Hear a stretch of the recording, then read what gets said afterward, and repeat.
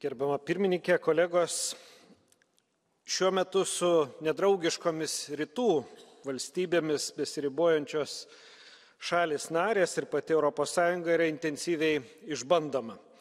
Vežant prie sienos nelegalius migrantus, skleidžiant dezinformaciją, vykdant kibernetinės atakas, dabar yra išbandoma kita kritinė infrastruktūra. Pažeidžiami kabeliai, siunčiami savaime užsidegantys siuntiniai, trikdomas GPS signalas.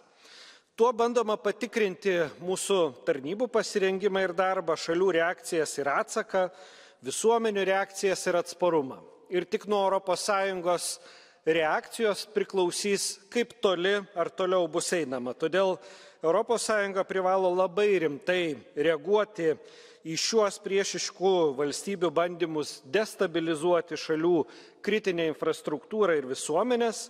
Ir kritinės infrastruktūros apsauga turi tapti svarbiu ES pasirengimo gintis objektu. Ačiū.